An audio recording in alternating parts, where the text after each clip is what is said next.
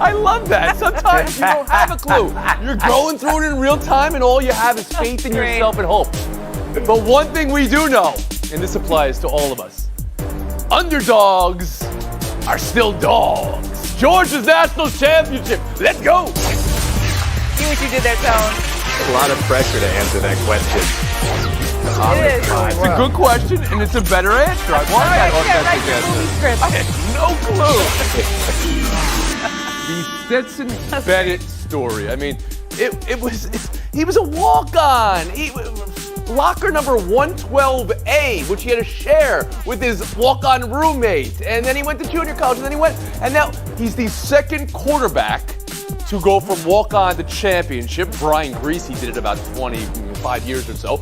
There was the Kirby Smart story, about Kirby Smart's elevation. We'll talk about that later. There was the defense, Jordan Davis, N'Kobe Dean, Nolan Smith Jr., Lewis Cine, the way they were all-time, all season, but then had to let up in that one game versus Alabama in December, but came back ferocious.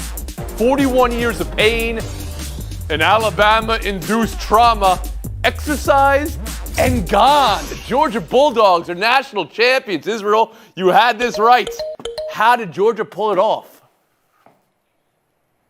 Well, for starters, and I mentioned yesterday about how that Georgia defense should look more like itself in the national championship game. They definitely did, not just in the passing game, which we'll get to that in a second, but in the running game. Alabama could not run the ball. Even if you don't take away the minus 43 yards for Young's sacks, they still only ran the ball for 73 yards and like about 3 yards per rush, and which is really not giving that Georgia defense much to think about there. And then in the second half, when you needed a couple of big plays to maybe get that offense going, you get the 67-yard run that led to their first touchdown. You get a couple of big Stetson Bennett passes. Then all of a sudden it feels like everything's working for that team. On the other side, Alabama with no Mechie and with Williams going down, it felt like Bryce Young, who didn't really get touched in that SEC championship game, was not only under pressure, didn't have the weapons he's used to, and didn't have the reliable people that he can go to down the stretch to complete that comeback. So it was definitely Georgia looking more like itself and Alabama having some flaws because of personnel, basically. Harry Lyles Jr., you had this as well. How did Georgia pull it off? It was this defense. This was a historically great defense. We knew they were going to be at the start of the season. And listen, the game early on, I saw a lot of people complaining about how, this is a defensive struggle, this isn't fun. I'm not buying that. Those two teams were fast. They were ferocious. That was an entertaining first half of defense. And of course, Georgia ended up stepping up on offense in the second half and getting that done. I want to give Stetson Bennett a lot of credit because we did not think that a team would be able to win a title again in this manner. The SEC prides themselves off of having the fastest and most talented players in the country. Nobody thought of Stetson Bennett in that fashion, and even when he tripped up and had a fumble, he came back 4 for 4, 83 yards, 2 touchdowns to win the game. Incredible story. Tim Kalishaw, you had Georgia. You had it right. How'd they do it here? I think Harry's right. This reminded me of LSU and Alabama when they played twice. About a decade ago, it was all about the defense, and finally Alabama's offense got going in the championship. This one looked more like, in the first half, Alabama had a little more in the way of weapons, and they were gonna do it even though they're just kicking field goals, but then they lost Jamison Williams, and that kind of leveled the playing field. I think Georgia's running game, when it got going, Izzy mentioned Cook's big run, and Zeus White had a couple of first down runs. That kind of freed up Stetson Bennett, that it's not all on him, and he can do some damage with the passing, and then the defense took it. And Ramona Shelburne, you did not have this game right. That's an unfortunate turn of events for you, but how did you see Georgia pull it off? I just think they have more grit. I mean, Harry was mentioning Stetson Bennett coming back from that game, from that fumble where he had. I mean, that was. I don't know how he didn't just melt into the ground after that fumble. I know it was a tough call, but giving the ball to Alabama inside the 20 for a key play like that late in the game. I mean, he came back from that, and we want to write a movie about him now. I know Marty Smith was he was on air writing the lines. It was amazing. The guy's great. It's a good story, but that's not why they won. They won because they had a better defense and they made better plays than the Alabama receivers. I mean, Kylie Ringo, he read Bryce Young so well on that last pick six. He was better than the Alabama receivers. Yeah, okay. I think you just wrote yourself into the story. People were doubting him even after the championship. They said he wasn't the reason why they won. Rat poison. Bryce Young blaming himself for this loss. That's tough to hear. You hear it from players, after every game, but tough when you consider they were out Mechie, with his injury last month. They were out Williams in this game. Harry, is this game different if Mechie and Williams play? I don't think it's different. I do think that you have to consider those as factors, but when we're talking about a team like Alabama, the reason that they have been the greatest dynasty that college football has ever seen is because they have 4 and 5 stars behind 4 and 5 stars. So I don't think that should be used as a reason to say that, well, maybe Georgia got lucky because they were injured. I do think that a key here is that Georgia's defense did what they absolutely had to do in this game, and that was not just get more pressure on Bryce Young, but also to get to him, and they did that. If Williams plays the whole game, if Mechie is healthy in this game, Tim Kalishaw, does Alabama win it? I think they do. I mean, I think it makes it a different game. Georgia really couldn't handle Mechie in the last game. He had 97 yards before halftime when he got hurt. It doesn't change anything. I mean, injuries are part of every football championship, and Alabama needed to have they needed Ohio State's wide receiver depth that they showed in the Rose Bowl. That's what Alabama needed to give Bryce Young time last night, and they just didn't have it. Israel, you talked about how it was the opposite game for Bryce Young, and this is the first time all season we've seen him in this way, right? And even at the podium last night, you could hear Nick Saban. It was a glorious moment when he said, these guys are more than just this one game, and that's great to hear, but do you believe this one game could have gone differently if they would have had their full roster? It could have. It easily could have because of those guys' talent. But I could understand where Bryce Young is coming from when you consider that last game in the SEC Championship, 420 and 3 touchdowns, probably the best game of his young career. And now he's like, well, I should have been able to do that again. Maybe I should have, maybe not as close because my 2 top stars aren't there at the wideout position. But he also got under more pressure in this game, and it wasn't exactly like all those throws were available to him. That Alabama team needed to win that SEC Championship even to get to this point. Georgia probably didn't, and so the urgency was certainly higher for Georgia in this one, and it showed on that defensive side. So Bryce Young can't take the blame for it. He was definitely under more Ramona, pressure when you as well. hear Bryce Young take the blame like he did, what were you thinking? I was thinking he's a leader. This wasn't on him at all. I mean, after Jameson Williams gets hurt, he's 1 for 8 for 20 yards and 2 interceptions on throws over 20 yards. I mean, he just had no downfield threat. And so many of those drops were really consequential. And not even just the drops. There was a lot of plays where the receiver turned the wrong way, went the wrong. Even the last play of the game, the pick 6, I mean, he throws it, and it just looked like the receiver and him were not on the same page. Like the receiver went long, and he threw it underneath. He just didn't have that rhythm that he normally would have with his wide receivers. And, I give him a lot of credit for actually taking the blame for that because it really wasn't on him. Harry, you said something in your previous answer how people didn't think you could win like this anymore if you were in Alabama. I mean, they out-Saban with an old-fashioned team built on defense and running. A lot of people didn't think that was going to happen anymore.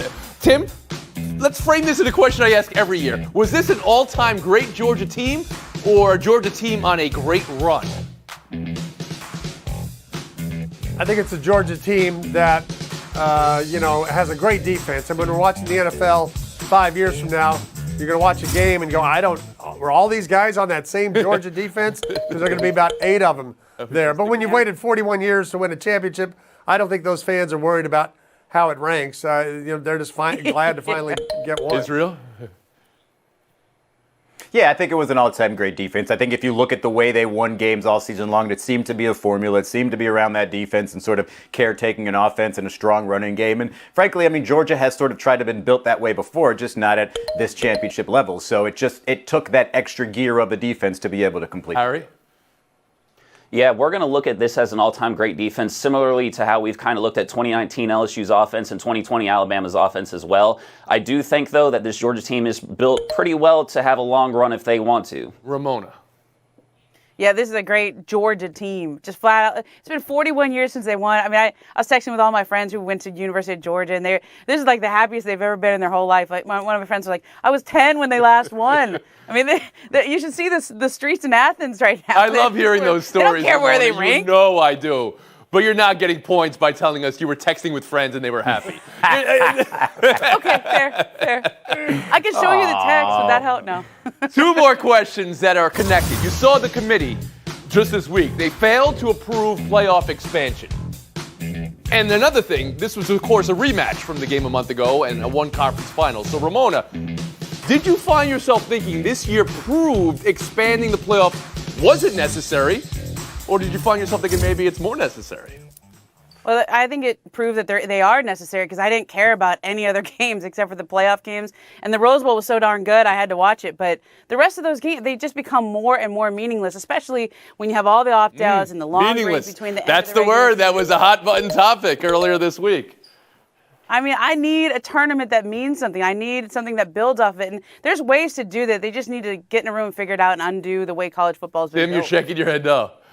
Well, I'm sorry, Ramona found ESPN's entire programming for 2 weeks to be meaningless. But beyond that, I would say this: a playoff is not. I gotta work here. A playoff is not needed now. It wasn't needed last year. It's not needed in the future.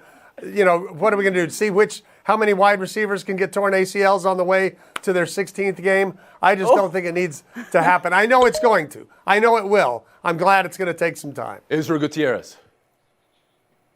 Yeah, I'm not of the belief that it needs to happen for any sort of competitive playing field or for finding the right champion. I mean, it feels like every year we only have 2 teams, so maybe we go back to the old BCS formula. But yeah, I think it's eventually going to happen because of what Ramona was saying was essentially that the games will have more meaning and they'll just be more made for TV, if you will, and more money makers. And I think that's what So the point from Ramona and Israel then is more of those games rather than the bowl the games. champion might not change. It still may be Alabama versus Right. Georgia, Clemson, LSU, Right.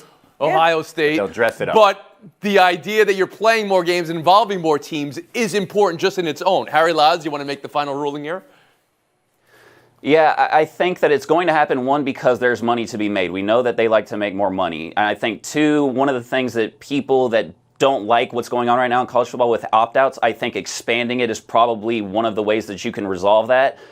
For me, I would like to know where that money's going to go if we are going to expand it. I would like to see it in the pockets of the players, and I think that that's going to be another big thing that they have to look at this moving forward. The amount of people, and you said this, Tim, ready immediately to inflict pain on the NFL that were on the field last night from both teams was just unreal. Nakobe Dean, though, I love Nakobe Dean. His face, even at the coin toss, that is a man who possesses knowledge that he has the will to do what others won't. He scared the coin into going the right direction. And Georgia's O-line, love to see dogs in a dog pile. Getting away with man. it. But here's what it was for me. The nominee for coldest championship winning celebration ever. Nolan Smith Jr., the game-ending sack and putting them to sleep. Sweet dreams, college football. Oh, please. You can't go straight to Alabama being next year's favorites. Let Georgia enjoy this. This is what we Buy do. or sell Tony. next. This is what we do. The quarterback sneak, by definition, is supposed to be sneaky.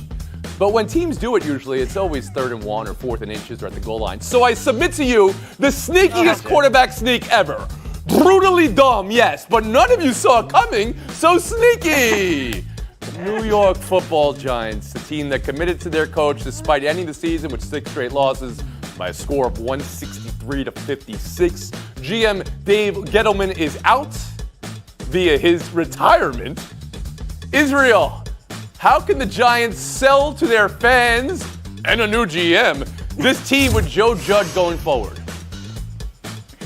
I mean, how can you sell that Gettleman got to retire there? That's almost unfair. He should be in on this, too. Look, I don't know how you sell it outside of maybe, hey, I wasn't the one who picked Saquon Barkley and Daniel Jones and maybe, with the right personnel. But, I mean, how do you explain that decision? That's not a player decision when you try to quarterback sneak on 3rd and 9. I don't know how you sell Joe Judge. He's been trying to sell himself over the last several weeks, and he just sounds like he's rambling. So, honestly, no idea. Lyles Jr. Yeah, I'm buying that you can't sell this. Look, the Giants' offense has been the worst in the NFL since he's had the job. They're last in points per game, they're last in offensive efficiency, and they're last in yards per play. And if all that was not enough, if you look at the 3rd and 9 heard around the world where they did the quarterback sneak, that should have been the final nail in his coffin. If a guy like Brian Flores can lose his job, you have to be able to look at Joe Judge and be like, maybe that's not it. But Tim, let's get down and dirty in this. This team doesn't have a GM. They're going to be hiring a new GM. Does a new GM take the job and say, yeah, I'll ride with Judge here? Or they're going to bring in their own coach? But that's a normal thing for a GM to do because it kind of stalls the process on the GM for a year. To I've keep got this Judge. coach, let me see what he can do. To stall the I don't know what he's process. been told to do in the past. And so I think it may give Joe Judge another year. Takes a sinister mind to come up with something like that, and I've got just the man for the job. Ramona Shelburne, the Giants situation right now. No GM and Joe Judge's coach. I mean, Tim, that take is basically the equivalent of that 3rd down and 9 play. You're running the most conservative, boring play, so nothing bad will happen. Like, what is this? I mean, like, if you're a new GM, you want to bring somebody in so you can start winning again. I mean, it'd be one thing if they were playing hard for him, but they lost the last 6 games by double figures. I mean, they're not. I mean, he didn't have his quarterback, and they didn't even have his backup quarterback, and the quarterback was Jones to begin with, and it was Glennon after that. You know who won the last game of the year? The Detroit Lions. Yes, and the Jacksonville Jaguars. Right, Playing teams hard showed for up the late. I mean, my point is, you hold a press conference when you're introduced saying we're going to play hard every single game, and we're going to play it the right way with integrity, and you go for a sneak on 3rd and 9. Very sneaky, but we'll move on. Buy or sell to Frank Reich on Carson Wentz. We love the team we had this year. We knew everyone we brought in this year. We expected to play winning football. Next year's roster will be next year's roster. I'm not going to evaluate or talk about any. I don't want to just open it up with one player and then start talking about all of them. Tim, buy or sell Indy sticking with Wentz next year?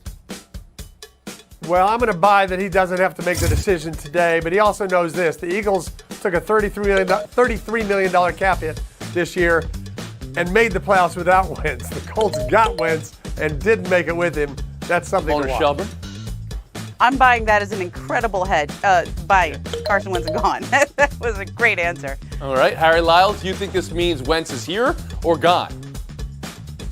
I think he's gone, but I'm also buying that Frank Reich said the only thing that he could say after the game that Carson Wentz and his team put out in that performance against Jacksonville. Israel Gutierrez. I would buy them moving on from him if there is an obvious upgrade, because otherwise you're just moving the cards around and there's no real difference, because there's probably about 20 other teams that are looking to say, hey, can we upgrade at our quarterback position as well? So that's why there's no commitment there. Buy or sell 3, Chauncey Billups calling Kyrie Irving the most skilled point guard in NBA history.